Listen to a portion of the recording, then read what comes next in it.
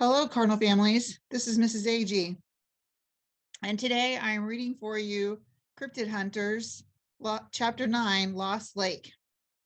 Quark, quark, quark, run! Bigfoot was chasing Marty through a dream. He snapped his eyes open, relieved to find himself safe in bed in his new room and not in the soiled hands of a giant primate. Grace and her stories, he grumbled. After dinner, they had gone back to the library where Grace had read him cryptid horror stories until after midnight in an attempt to get him to give up on the Congo idea. It hadn't worked. Today, I will get Wolfe to agree to take us to the Congo, he declared, swinging his feet out of bed. Quark, quark, quark. What is that?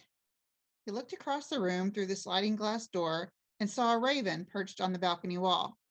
He walked over for a closer look, tripping over his suitcase on the way and bumping his head on the glass. Ouch! The raven flew off. After a quick shower, he opened his bag and found his favorite pair of faded jeans, the ones with the left knee blown out by a nasty fall he had taken while climbing in the Alps. He pulled on the pants along with a t-shirt and sneakers and topped the ensemble off with a baseball cap that looked as though it had been kicked halfway around the world, which it nearly had if you counted the various outdoor camps he had attended during his summer breaks. He stepped out into the balcony and took in a deep breath of crisp Pacific Ocean air. His room was on the east side of the house, and there was an excellent view of the island. It was much clearer than it had been when they arrived, and he could see the two lakes he had seen on the Gizmo the day before.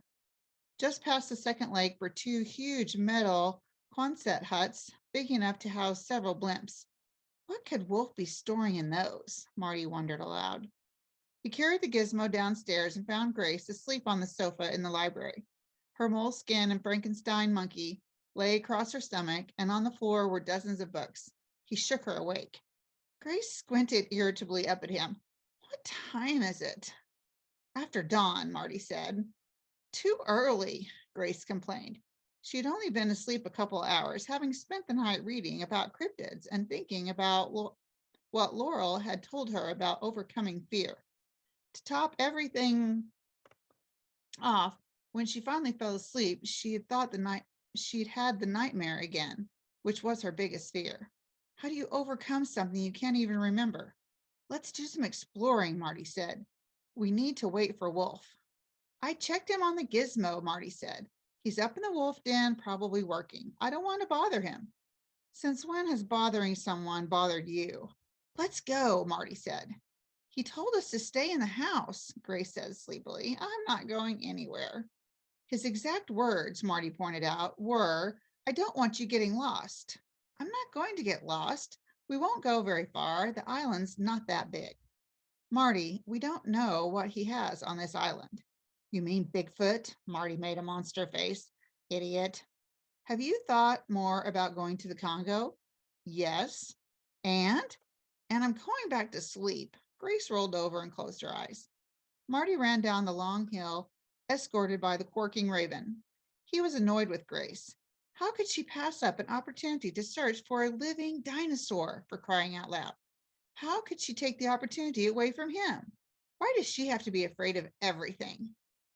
By the time he reached the bottom of the hill, with the warm air tickling his skin, the tear on his pant leg, and the wonderful sensation of dampness beginning to build in the sweat band of his favorite caps, his bad feelings were gone. He had never been mad at anyone for more than 5 minutes in his life. This beats school any day, he thought. An island all to myself. I wonder if there are fish in the lake. I wonder if Phil will teach me how to fly. I wonder... He heard the rustling noise in the trees off the side of the road. He heard a rustling noise in the trees off the side of the road. He stopped and listened. The sound stopped.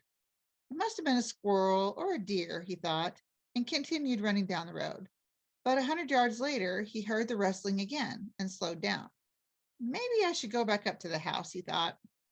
Don't be ridiculous. I've seen polar bears in the Arctic, rattlesnakes in the desert, and giant moray eels in the Red Sea.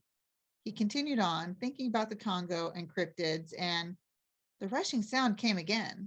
This time it was in front of him. A few seconds later, he heard the sound behind him. He whipped around, but saw nothing. It was a loud skittering noise, as if the animal making it were quick and extremely agile. He began to regret not waiting for Wolfe, as Grace had suggested, and was still nervous when he reached the lake. Quark, quark, quark. The raven circled above the water. The first thing that struck Marty about the lake was its size. It seemed much larger than it had from the balcony. The other thing that surprised him was that it appeared to be man-made. There was a concrete retaining wall all the way around the perimeter. He leaned over the edge to see how the water was, thinking he might go for a swim. Whoa, not without a wetsuit. He shook the cold water off his hand and a few drops hit his lip. Salt? He leaned down again and dipped his finger into the water and tasted it. What's a saltwater lake doing in the middle of an island? He didn't have time to answer his own question because a horrendous howl erupted behind him. He twisted around and saw a very, very large, hairy creature charging out of the forest. Bigfoot! Marty dove into the icy water of the lake and swam for his life. With each terrified stroke, he berated himself for not listening to his sister and prayed that Bigfoot could not swim. He didn't stop until he got to the center of the lake. Breathing hard, he looked back through salt-stung eyes, relieved beyond belief to see that the creature was still on shore, hooting and howling, tearing up bushes and tossing them into the lake. He treaded water and tried to catch his breath. His teeth chattered with fear and cold. He knew that if he didn't get out of the water soon, hypothermia would set in and Bigfoot would be the least of his problems. But he was wrong about this. Out of the corner of his eye, he caught a swift movement to his right and another movement to his left.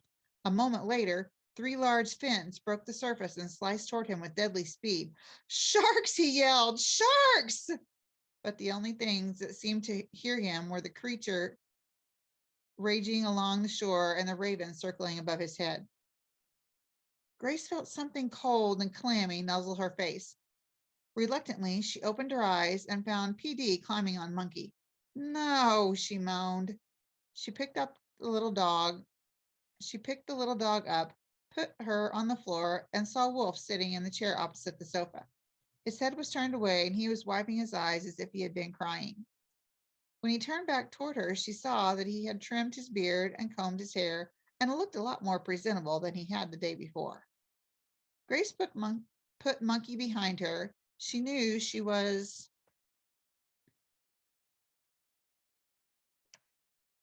too old to be sleeping with a stuffed animal, but she couldn't help herself. Good morning, he said. I see you've been doing some reading. Grace nodded, still wondering if he had actually been crying, and if so, why. He picked up one of the books. You've made some interesting selections. Yes, Grace glanced over to the side of his chair and saw a pair of well-used aluminum crutches. She wondered who they belonged to, then gasped in surprise. The right leg of Wolfe's pants was pinned up just below the left knee. He followed her gaze. I'm sorry, he said quickly. I should have warned you. I guess I'm just so used to it being gone, I didn't think about it anymore. I usually wear a prosthesis, an artificial leg. I didn't mean to make you uncomfortable. Grace knew what a prosthesis was, and she was not uncomfortable about his missing leg, just surprised and deeply embarrassed by her reaction to it. Some doctor I'll make, she thought. I was going to put it on before I came down, her uncle continued, becoming more flustered with every word, but Grace sat up. Stump, she said, trying to redeem herself. Yes, Wolfe looked relieved. The stump was sore from my trip, and I thought I should give it a rest. Of course, Grace said. How did you lose it? Wolfe stared at her for a long time as if he were debating with himself. It's a long story, he finally replied, and if it's all right with you, I'd like to tell it to you another time. Grace nodded, though she was dying of curiosity. Wolfe pointed at the books.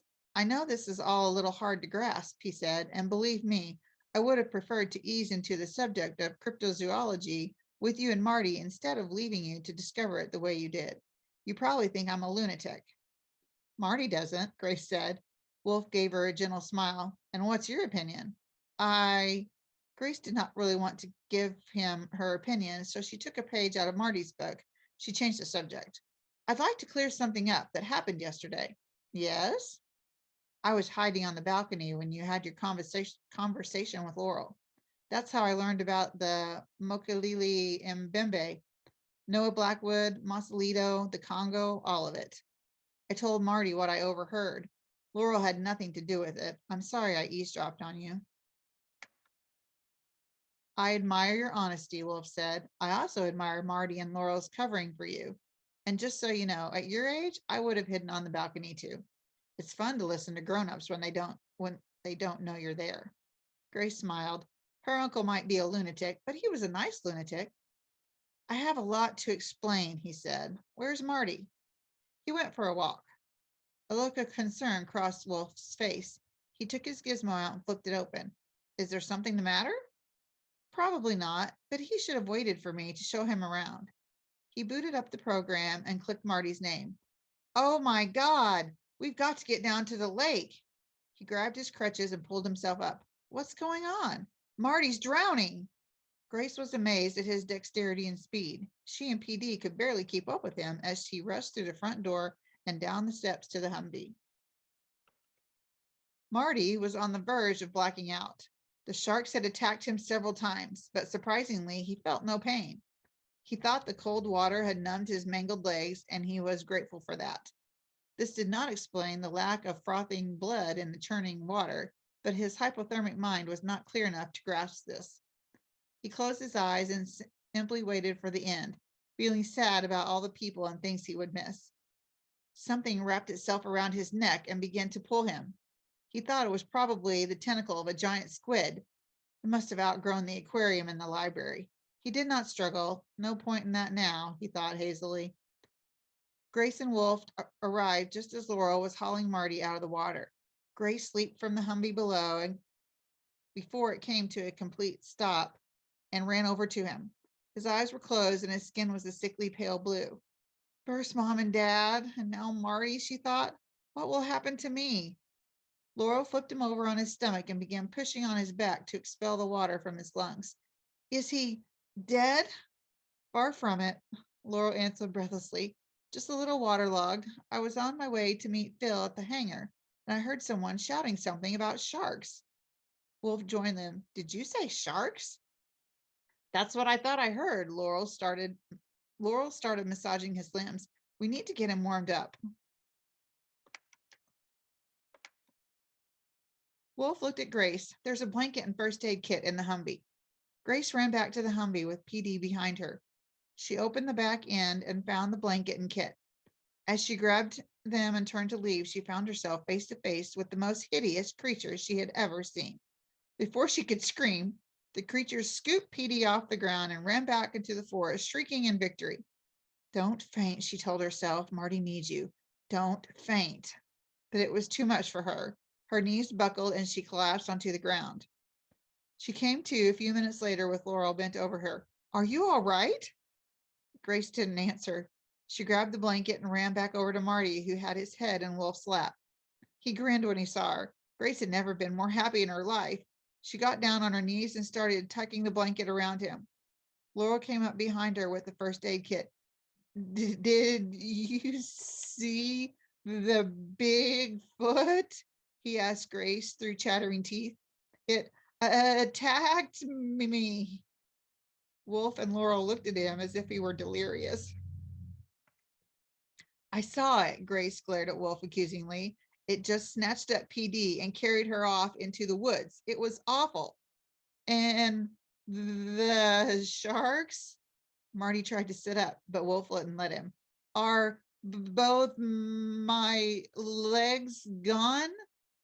Your legs are just fine, Wolfe answered. There are no sharks in the lake. He looked at Grace.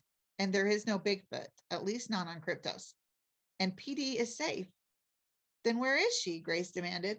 I'll show you. Wolfe took a silent dog whistle from his pocket and blew it. A moment later, the hideous creature burst out of the forest and ran down to them.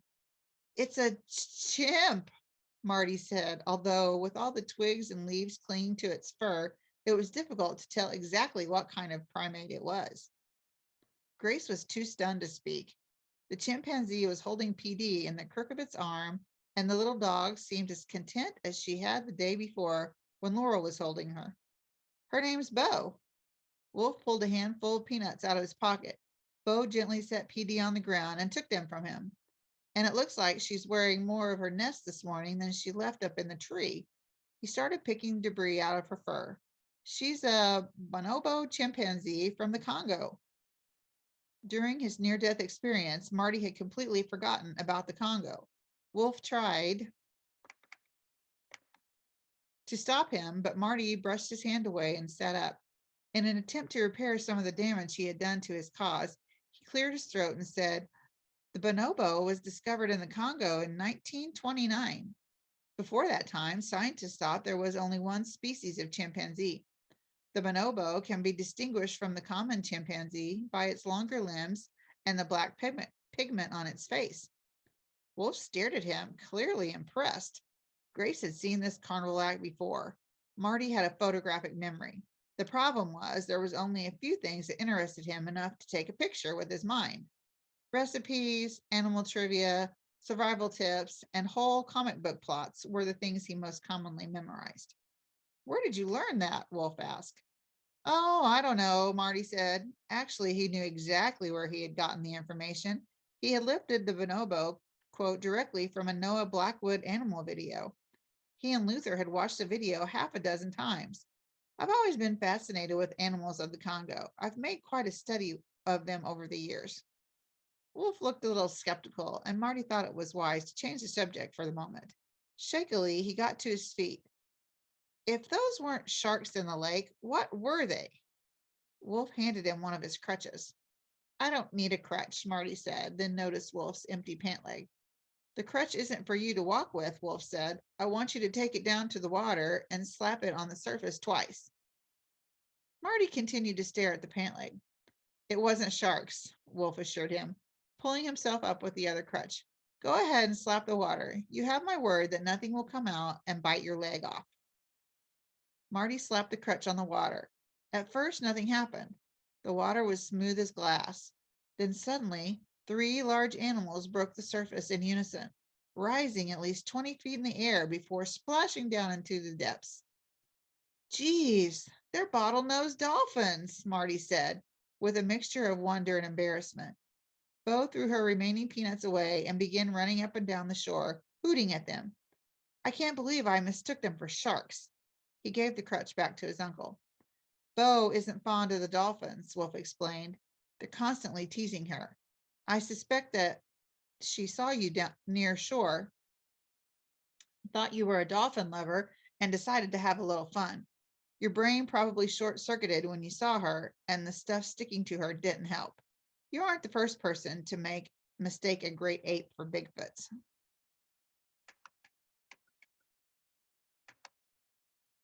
"That must be what happened," Marty eagerly agreed. "I didn't get a very good look at her before I jumped in the water. Even Grace thought Bo was Bigfoot, and she doesn't even believe in cryptids. So why do you have these animals?" "We use them as scouts." Wolfe took his gizmo out and was about to turn it on, then hesitated. "Maybe we should do this some other time." "I'm fine," Marty said. "Tell us about the scouts." "All right," Wolfe said, "but then you're going up to the house to get some dry clothes." He clicked the video icon and an aerial scene of Lost Lake appeared on the tiny screen. Standing on the shore were 4 humans, a tiny dog, and an angry bonobo. "This is live?" Marty looked up, trying to figure out where the camera was. "Compliments of vid," Wolfe said. "Our eye in the sky." "Your satellite?" "No," Wolfe said, pointing at the black bird circling above them. "Vid is a raven, short for video. He wears a lightweight harness with a built-in miniature camera. We saw him fly out of the house when we got there," Grace said. "I replaced the camera battery yesterday afternoon, just before you arrived," Wolfe explained. "He must have given you a scare." "Nah," Marty said. "It takes a lot more than that to scare us. The raven is in the corvid or crow family, if I'm not mistaken. Its scientific name is Corvu corot." Grace rolled her eyes. You're not mistaken, Wolfe said. Vid was flying over the lake when you were having your little problem. I saw Laurel jump in the water and swim out to you. A bird's eye view, Marty said. With Vid, that's exactly right. And the dolphins were able to see underwater. Bo climbs trees and helps us see what's going on in the canopy. So we have VidCam, BoCam, Dolphin Cam, and others. We even have a camera for PD, although we rarely use it because she sticks so close to us. Poodle Cam, Marty said, glancing at Bo, who was still lambasting the dolphins. Bo's not wearing a tracking tag, he said, but we saw her marker on the gizmo yesterday. She would just tear a tag off. We use subcutaneous implant transmitters just beneath the skin of all the animal scouts except for PD. Hers is on her collar. How do you control where they go?